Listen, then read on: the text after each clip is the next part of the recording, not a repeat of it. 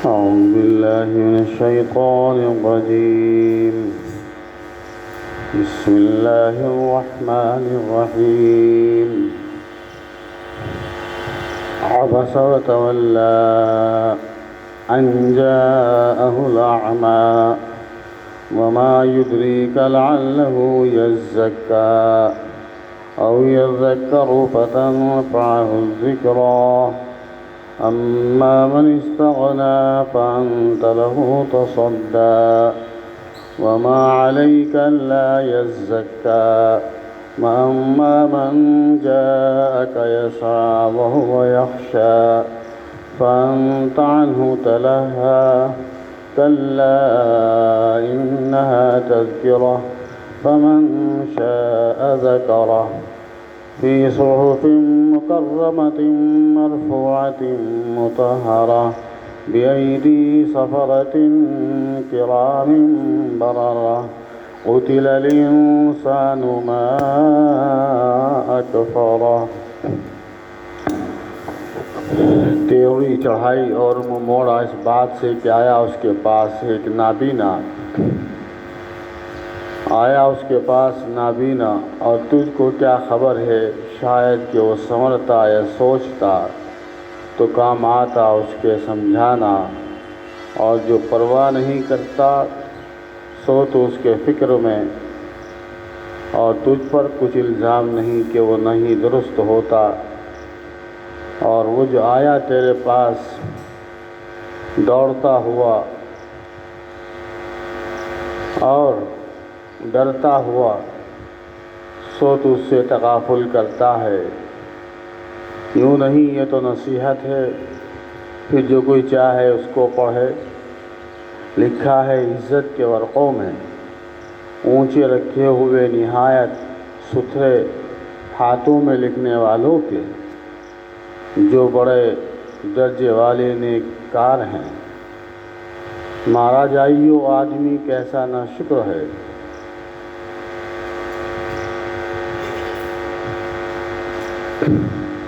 یہ سورہ عبسہ آج الحمدللہ شروع ہو رہی ہے. سورہ عبسہ یہ مکی صورت ہے، مکہ مکرمہ میں نازل ہوئی اور اس کے اندر 42 آیتیں ہیں.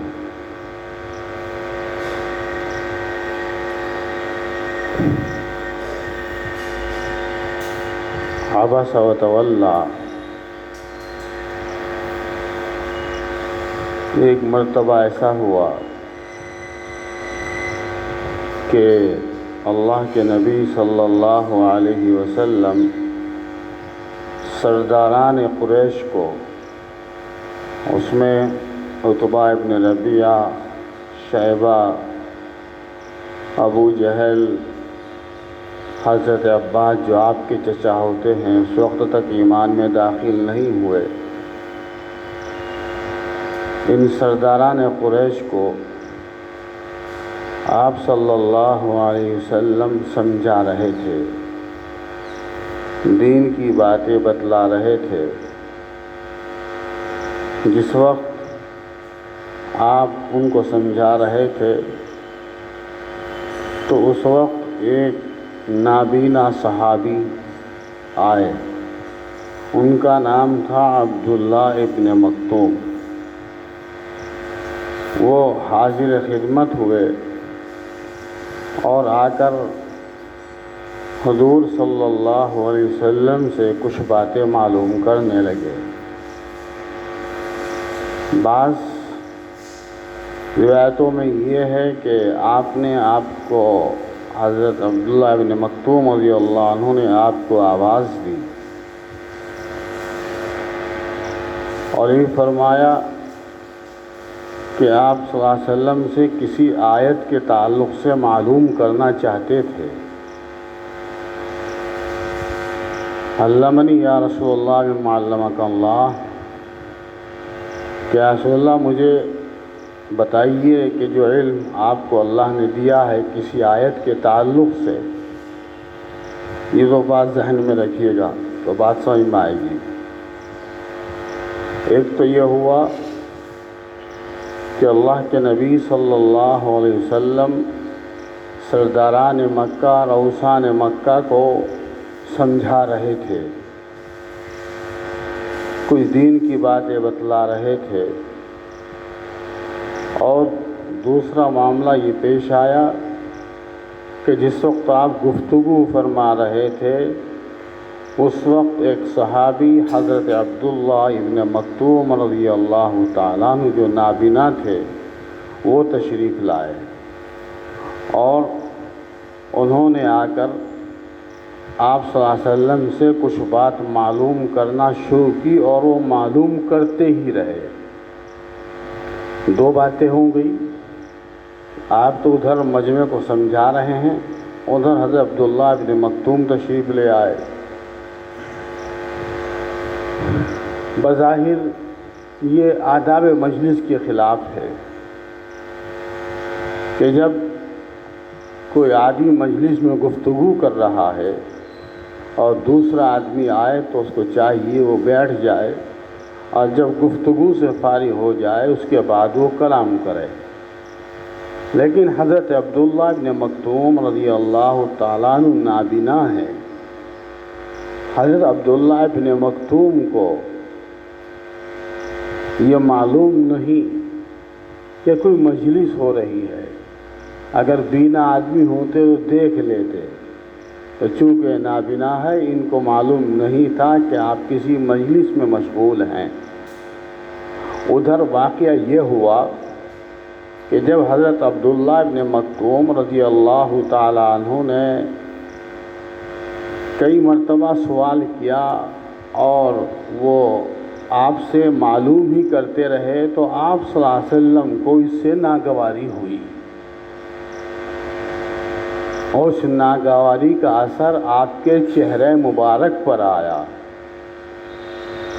اور پھر فرمایا وَتَوَلَّا، اور آپ نے ان سے منہ موڑ لیا، منہ پھیر لیا۔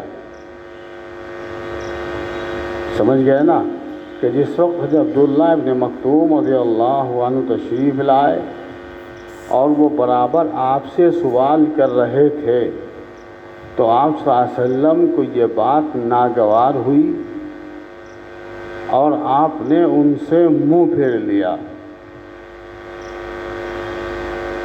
یہ آپ صلی اللہ علیہ وسلم سے اجتہادی ایک بھول ہو گئی،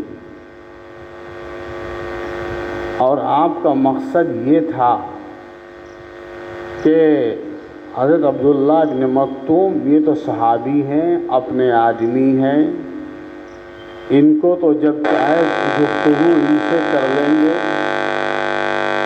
جب چاہے ان سے بات ہو جائے گی، لیکن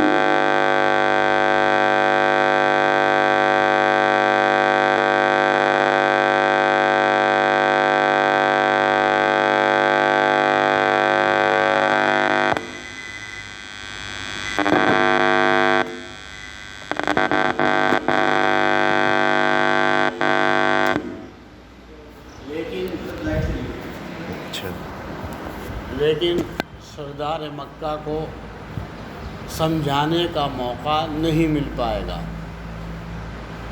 یہ آپ صلی اللہ علیہ وسلم کے ذہن میں بات تھی،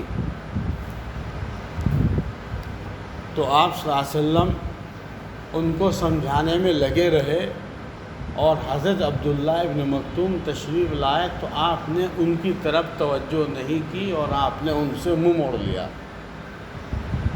تو اللہ جل شانہ کو یہ بات ناپسند آئی۔ جس وقت مجلس ختم ہو گئی تو اس وقت یہ آیت کریمہ نازل ہوئی۔ اللہ تعالیٰ نے آپ صلی اللہ علیہ وسلم کو متنبہ کیا، اگرچہ یہاں پر غائب کا صیغہ استعمال کیا گیا ہے، اس میں آپ صلی اللہ علیہ وسلم کے وقار کو ملحوظ کیا ہے، ورنہ اجتہادی غلطی آپ سے ہوئی۔ اجتہادی غلطی کا مطلب کیا ہے؟ اجتہادی غلطی کا مطلب یہ ہے کہ آپ اس کام کو مناسب سمجھ رہے ہیں، اس کام میں تھوڑی تاخیر ہو جائے۔ عبداللہ ابن مکتوم اپنے آدمی ہیں، صحابی رسول ہیں، اور وہ مسلمان ہیں، ان کی بات کو کبھی بھی سنا جا سکتا ہے، ان کی بات کا جواب کبھی بھی دیا جا سکتا ہے۔ لیکن چونکہ سامنے سرداران مکہ بیٹھے ہوئے ہیں، ہو سکتا ہے کہ ان سب کا موقع جمع ہونے کا نہ ملے اور جو بات دین کی پہنچانی ہے وہ بات نہ پہنچا سکے۔ آپ صلی اللہ علیہ وسلم نے یہ اجتہاد کیا، مگر اللہ تعالیٰ کو یہ بات پسند نہیں آئی اور فوراً اللہ تعالیٰ نے ان آیتوں کو نازل فرمایا۔ جیسے مجلس ختم ہوئی، ایسا محسوس کیا کہ جیسا وحی کا نزول ہو رہا ہے، وحی کا نزول ہونا شروع ہو گیا۔ اللہ نے فرمایا عبس وتولی، آپ نے تیوری چڑھائی اور منہ موڑ لیا۔ عبس وتولی، تیوری چڑھائے منہ موڑ لیا۔ یہاں پر یہ استعمال یہ غائب کا صیغہ استعمال کیا ہے، آپ صلی اللہ علیہ وسلم کو مخاطب نہیں کیا۔ یہ آپ کے آپ کا وقار کا لحاظ اللہ تعالیٰ نے فرمایا۔ اور کس بات سے منہ موڑا؟ ان جاءہ الاعمی، اس بات سے کہ ایک نابینا آیا، ایک اندھا آیا، اس بات سے آپ نے منہ موڑا۔ اور وما یدریک لعلہ یزکیٰ، اور تجھ کو کیا خبر ہے شاید وہ سمجھ جاتا۔ یہاں پر حاضر کا صیغہ استعمال کیا، مخاطب کیا آپ کو، یعنی کہ اب اس کو تھوڑا سمجھیے ذرا کہ اس بات کا آپ کو بھی علم نہیں تھا کہ جو آدمی معلوم کرنے کے لیے آیا ہے، ہو سکتا ہے کہ اس بات کے معلوم کرنے پر جو آپ جواب دیتے اس کے دل کے اوپر کیا اثر پڑتا اور اس کا کتنا تزکیہ ہوتا، یا اس بات سے جو معلوم کر رہے ہیں کچھ نصیحت حاصل کر لیتے۔ فرمایا کہ آپ ہی کو کیا معلوم، یعنی کہ آپ کو معلوم نہیں، یہ آپ کی اجتہادی غلطی، اجتہادی بھول ہے کہ جو آپ نے کیے، آپ کو بھی اس بات کا علم نہیں ہے کہ یہ جو آدمی سوال کر رہا ہے عبداللہ ابن مکتوم، اگر آپ اس کو جواب دیتے تو اس کا جواب کا فائدہ اس کو کتنا پہنچتا۔ فرمایا لعلہ یزکیٰ، شاید کہ وہ سمجھ جاتا۔ یہاں پر ایک لفظ تزکیہ کا استعمال کیا، آگے فرمایا او یذکر، یا سوچتا۔ تو دونوں چیزیں الگ الگ ہیں۔ تزکیہ کہتے ہیں وہ کہ جو بالکل قلب کی صفائی ہو جائے اور قلب صاف ستھرا ہو جائے، پاک ہو جائے، اس کو تزکیہ کہتے ہیں۔ اور تذکیر یعنی نصیحت حاصل کرنا، ابتدائی طور پر جو باتیں بتائی جاتی ہیں اس سے جو انسان کو تربیت حاصل ہوتی ہے اس کو کہتے ہیں تذکیر، یعنی نصیحت اس کو حاصل ہو گئی ابتدائی طور پر۔ تو اللہ نے فرمایا کہ جو بات عبداللہ ابن مکتوم معلوم کر رہے تھے آپ ان کو جواب دے دیتے تو شاید ان کا تزکیہ ہو جاتا، یعنی ان کی صفائی ستھرائی اور زیادہ ہو جاتی، یا کم از کم او یذکر فتنفعہ الذکریٰ، یا پھر کم از کم یہ تو ہوتا کہ ان کا جو بالکل شروع کا درجہ ہے وہ یہ سمجھانا اسی اعتبار سے کام آ جاتا اور کامیاب ہو جاتے۔ اب اس آیت کے پیش نظر علماء نے کچھ باتیں بیان کی ہیں۔ علماء نے یہاں پر بیان کیا ہے کہ ایک مسلمان پر ضروری ہے کہ وہ مسلمان کو کامیاب کرنے کے لیے اور مسلمان کو صحیح رہنمائی دکھانے کے لیے ضروری ہے کہ اس کی فکر کرے۔ اور علماء نے بیان کیا ہے کہ اس آیت سے معلوم ہوتا ہے کہ غیر مسلموں کو دعوت دی جائے، لیکن اس دعوت دینے سے زیادہ ضروری بات یہ کہ وہ اپنے بھائی مسلمان جو صحیح راستے پر نہیں، جو بھٹکے ہوئے ہیں، جو گمراہیت کی طرف ہے، ان کو صحیح راستے پر لانا یہ پہلے ضروری ہے۔ یہ مسئلہ پہلے ضروری ہے، چونکہ دیکھو آپ صلی اللہ علیہ وسلم سرداران مکہ کو سمجھا رہے ہیں، ادھر ایک عبداللہ ابن مکتوم ایک صحابی تشریف لے آئے ہیں، تو آپ اللہ تعالیٰ نے اس پر تھوڑا سا ناگواری کا اظہار فرمایا کہ آپ کو ان کی خبر لینی چاہیے تھی، جو آدمی دور سے بھاگتا دوڑتا ہوا آیا ہے آپ کو ان کی بات کا جواب دینا چاہیے تھا۔ لیکن اللہ کے نبی کو معلوم، یہ عبداللہ ابن مکتوم کو معلوم نہیں تھا کہ آپ صلی اللہ علیہ وسلم گفتگو فرما رہے ہیں، اور اللہ نے فرمایا تجھے کیا معلوم کہ اس کے دل کے اندر کیا ہے، یہ سمجھ جاتا، اے نبی تجھے معلوم نہیں ہے۔ تو اللہ تعالیٰ نے اپنے پیارے محبوب کا پورا خیال کیا ہے اس بات کا کہ آپ کو کوئی معلوم نہیں تھا۔ فرمایا اما من استغنا، وہ جو پرواہ نہیں کرتا، فانت لو تصدع، آپ اس کی فکر میں ہیں۔ ایک آدمی تو فکر لے کر آیا ہے اتنی دور سے۔ واما من جاءک، ایسا وہ جو آیا تیرے پاس دوڑتا، وہو یخشی، اور وہ ڈرتا ہے، اس کے دل کے اندر خوف بھی ہے، وہ دوڑتا ہوا آیا ہے۔ اور اسی طرح سے فرمایا کہ اللہ سے ڈرتا ہے، اور پھر فرمایا کہ آپ کی ملاقات کا میسر ہونا یا نہ ہونا، یہ آدمی ایک اندھا ہے، کوئی ہاتھ پکڑنے والا نہیں ہے، وہ اس حال میں آپ کے پاس اتنی دور سے آیا ہے۔ اور خاص بات یہ ہے کہ آپ اگر ان کو جواب دے دیتے تو آپ کے جواب دینے کا ان کو فائدہ ہو جاتا، لیکن یہ جو کفار مکہ بیٹھے ہوئے ہیں، سرداران مکہ، ضروری نہیں ہے کہ آپ کی بات کو سمجھیں۔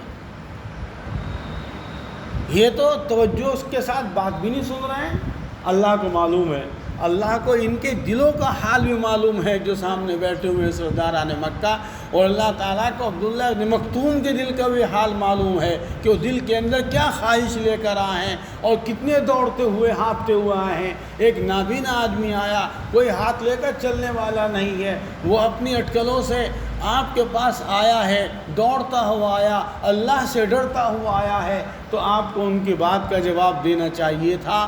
اور جو سرداران مکہ بیٹھے ہوئے ہیں، ان پر کوئی اعتبار نہیں ہے کہ آپ کی بات کو یہ سن بھی رہے ہیں یا نہیں سن رہے ہیں، یہ غور کے ساتھ، توجہ کے ساتھ۔ اور پھر دوسری بات یہ کہ یہ راہ راستوں پر آئیں گے یا نہیں، ان سے کوئی امید نہیں کی جا سکتی۔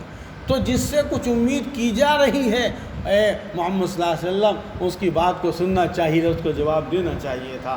اور آپ ان کے ساتھ فرمایا اما من استغنا، وہ جو پرواہ نہیں کرتا، وہ جو پرواہ نہیں کرتا، فانت لو تصدع، سو تو اس کی فکر میں ہے۔ لیکن یہ بھی اللہ کے نبی صلی اللہ علیہ وسلم کا ایک فکر تھا، اللہ کے نبی چاہتے تھے کہ یہ ایمان میں داخل ہو جائے، یہ ایمان لے آئیں۔ ہو سکتا ہے پھر سمجھانے کا موقع ملے نہ ملے، اب تو سب سرداران مکہ بیٹھے ہوئے ہیں، ان کا اکٹھا ہونا بہت مشکل مسئلہ ہے۔ اللہ کے نبی صلی اللہ علیہ وسلم کے ذہن کے اندر بھی یہ فکر تھی۔ اللہ نے فرمایا وما علیک الا زکا، اور تجھ پر کچھ الزام نہیں کہ وہ نہیں درست ہو۔ یہاں پر فرمایا کہ آپ پر تو کوئی الزام کسی بھی طرح کا ہے ہی نہیں۔ یہ لوگ سمجھے نہ سمجھے، آپ کا جو کام ہے آپ تو بس وہ کام کیجئے، یہ مسلمان ہو جائے، ایمان میں داخل ہے، آپ کی ذمہ داری نہیں ہے۔ آپ کی بات تو ایک بات نصیحت آپ کو پہنچانا ہے، بس آپ پہنچا دیجئے۔ آگے ایمان میں داخل ہوتے نہیں ہوتے یہ ان کی مرضی ہے، اگر اس کو بیان کیا، اور تجھ پر کچھ الزام نہیں کہ وہ نہیں درست ہوتا۔ اور وہ جو آیا مَا مَن جاءَکَ، ایسا، اور وہ جو آیا تیرے پاس دوڑتا اور وہ ڈرتا ہے، اللہ سے ڈرتا ہے، فَأَنْتَ عَنْهُ تَلَهَّىٰ، تو اس سے تغافل کرتا ہے، تو اس سے تغافل کرتا ہے، یعنی آپ نے اس سے غفلت کی ہے۔ اس کے بعد حدیث پاک کے اندر آتا ہے کہ اللہ کے نبی صلی اللہ علیہ وسلم حضرت عبداللہ ابن مکتوم کا اتنا احترام کرتے تھے، جب بھی تشریف لیا کرتے تھے آپ جب بھی حضرت عبداللہ ابن مکتوم کا احترام فرمایا کرتے تھے، اور یہ فرماتے تھے کہ عبداللہ ابن مکتوم یہ وہ صحابی ہیں کہ جن کی وجہ سے اللہ نے مجھے تنبیہ فرمائی ہے۔ بڑا وقار اللہ کے نبی صلی اللہ علیہ وسلم نے ان کو عبداللہ ابن مکتوم کو دیا ہے۔ فَأَنْتَ لَهَا کَلَّا إِنَّهَا تَذْكِرَةٌ، یوں نہیں، یہ تو نصیحت ہے۔ قرآن کریم جو ہے یہ سنانے ایک نصیحت ہے، آپ جو سمجھا رہے ہیں نصیحت ہے۔ فَمَنْ شَاءَ ذَكَرَ، پھر جو کوئی چاہے اس کو پڑھے، جو چاہے اس کو کوئی سمجھے، جو سمجھے گا وہ فائدے میں جائے گا، اللہ کے یہاں جزا کا مستحق ہوگا، انعامات کا مستحق ہوگا، اور جس کو نہیں سمجھے گا تو نقصان اسی کا ہوگا، اور وہ آدمی اللہ کے یہاں سزا کا مستحق ہوگا۔ آگے پھر اللہ تعالیٰ نے قرآن کریم یہ اللہ کی کتنی بلند و بالا کتاب ہے۔ اللہ نے جو قرآن یہ عطا کیا ہے، اس کا کتنا بلند مرتبہ ہے، اللہ نے اس کو اس آیت میں آگے فرمایا، فی صحف مکرمہ، لکھا ہے عزت کے ورقوں میں۔ یعنی یہ جو قرآن کریم لکھا ہوا ہے یہ باعزت ورقوں میں لکھا ہوا ہے۔ کہاں لکھا؟ لوح محفوظ میں۔ قرآن کریم لوح محفوظ میں محفوظ ہے۔ قرآن کریم لوح محفوظ سے آسمان دنیا پر یک بارگی نازل ہوا، اور پھر آسمان دنیا سے قرآن کریم آہستہ آہستہ ضرورت کے مطابق نازل ہوتا رہا۔ 23 سال میں نازل ہوا۔ تو یہ قرآن کریم لوح محفوظ میں بھی لکھا ہوا ہے، وہ وہاں بھی محفوظ ہے، لکھا ہوا ہے عزت کے ورقوں میں۔ اور اسی طرح مرفوعات مطہرہ، اونچے رکھے ہوئے، نہایت ستھرے۔ یعنی ان لوگوں کو قرآن کی عزت و وقار کا کیا پتہ کہ قرآن کتنی اونچی کتاب ہے، قرآن کا کتنا اعلیٰ مقام ہے، قرآن کی کیا وقت ہے۔ قرآن تو یہ وہ چیز ہے کہ جو آسمان کے اوپر نہایت ہی معزز بلند مرتبہ اور صاف ستھرے ورقوں میں لکھی ہوئی ہے، اور اسی طرح اور زمین پر یہ مخلص ایماندار بھی اس کے اوراق نہایت عزت و احترام، تقدیس، تطہیر کے ساتھ اونچی جگہ رکھتے ہیں۔ قرآن کا مقام بلند و بالا ہے، یہ وہاں لوح محفوظ میں محفوظ ہے۔ اور دنیا کے اندر بھی آپ دیکھیے کہ اللہ تعالیٰ نے قرآن کے مقام کو الگ ہی مقام عطا کیا ہے۔ قرآن کریم آپ پڑھتے ہیں مگر ہمیشہ قرآن کریم کو آپ اونچی جگہ پر رکھتے ہیں۔ ایسا نہیں شاید کوئی جاہل ایسا ہوگا کہ قرآن نیچے رکھے اور خود اوپر بیٹھ جائے۔ قرآن کا ادب و احترام یہی ہے، اور ہم اس کو سمجھتے ہیں، ساری امت سمجھتی ہے کہ خود نیچے بیٹھے گا اور قرآن کریم وہ اوپر رکھا ہوا ہوگا۔ تو قرآن کریم یہ بلند و بالا ہے۔ بِأَيْدِي سَفَرَةٍ كِرَامٍ بَرَرَةٍ، یہ ہاتھوں میں لکھنے والوں کے، یہ سفرہ سافر کی جمع ہے، یعنی یہ جو لکھنے والے ہیں وہ بھی انتہائی محترم ہیں۔ فرشتوں نے قرآن کریم کو لکھا، لوح محفوظ سے نقل کیا، تو فرشتے انتہائی معزز و محترم، جیسا کہ اگلی صورت کے اندر آگے آ رہا ہے کہ ذی قوت عند ذی العرش مکین مطاع ثم امین وما صاحبکم بمجنون، کہ قرآن کریم کتنے بابرکت ہاتھوں سے نقل کیا گیا ہے۔ یہ ان فرشتوں کی یا اس فرشتے کی جو قرآن لے کر آیا اس کی صفات آگے صورت کے اندر بیان کی گئی ہے۔ اسی طرح پھر وہ کاتب وحی کہ جنہوں نے قرآن کریم کو نقل کیا، اللہ کے نبی صلی اللہ علیہ وسلم نے لکھوایا، وہ کاتب وحی مراد ہو سکتے ہیں کہ وہ کتنے پاکیزہ، کتنے صاف ستھرے لوگ ہیں، حضرات صحابہ کرام کہ جنہوں نے قرآن کریم کو لکھا ہے، کرام بررہ۔ اور اسی طرح جو بڑے درجے والے نیکوکار ہیں، کون؟ فرشتے۔ فرشتے کتنا اونچا مقام ہے، جو ہر وقت 24 گھنٹے اللہ کی عبادت کے اندر مشغول رہتے ہیں، ذکر اللہ، تسبیح و تقدیس میں یہ لگے رہتے ہیں۔ یہ فرشتے اللہ کی بڑی نورانی مخلوق ہیں۔ اللہ تعالیٰ نے ان کے درجات کو بڑا بلند و بالا کیا ہے۔ اب اتنا معزز قرآن جو اللہ نے عطا کیا، اب جو آدمی اس کو قبول کرے تو بہت اچھی بات ہے، اس نے اپنے لیے اور جنت کو حاصل کرنے کا راستہ اختیار کیا، اور جو اس کو قبول نہیں کرا قتل الانسان ما اکفرہ، جو اتنے بڑے اور اونچے کلام جیسی، قرآن کریم جیسی نعمت عظمیٰ کی قدر نہ کر پایا، تو پھر وہ مارا جائے، ختم ہو جائے ایسا آدمی کہ جس نے اتنی اونچے کلام کی قدر نہ کی۔ اس کی عظمت کو نہیں سمجھا، جس نے ان کی نصیحت قرآن کریم نصیحتوں کو جو نہیں جانا، قتل الانسان ما اکفرہ، ایسا آدمی نے اللہ کی اس نعمت کی بڑی ناشکری کی ہے، بڑی ناشکری کی ہے۔ اللہ نے فرمایا قتل الانسان، مارا جائے ایسا آدمی کیسا ناشکر ہے، ختم ہو ایسا آدمی کیسا ناشکر ہے کہ جس نے قرآن کریم کو نہیں سمجھا اور قرآن کریم ہدایت کے لیے آیا، اس کو قرآن کریم کو نہیں مانا۔ آگے اللہ تعالیٰ نے انسان کی حقیقت کو بیان کیا ہے، کیا انسان تو آج قرآن کریم کو نہیں مانتا تو اتنا متکبر اور اتنا نااہل ہو گیا، تو اپنی حقیقت کو دیکھ کہ ہم نے تجھ کو کس انداز پر پیدا کیا ہے۔ تو انسان کی تخلیق کا معاملہ اللہ نے اگلی آیتوں کے اندر بیان کیا ہے، اس کو ہم انشاءاللہ آئندہ ہفتے بیان کریں گے، کیونکہ آج موسم کی وجہ سے تھوڑی تاخیر ہوئی ہے۔ آپ تھوڑا جلدی آنے کی کوشش کیا کریں تاکہ ہم پورا وقت آپ کو دے سکیں۔ انشاءاللہ آئندہ ہفتے اس کو پورا کریں گے۔ بسم اللہ الرحمن الرحیم، اللہم صلی علی سیدنا محمد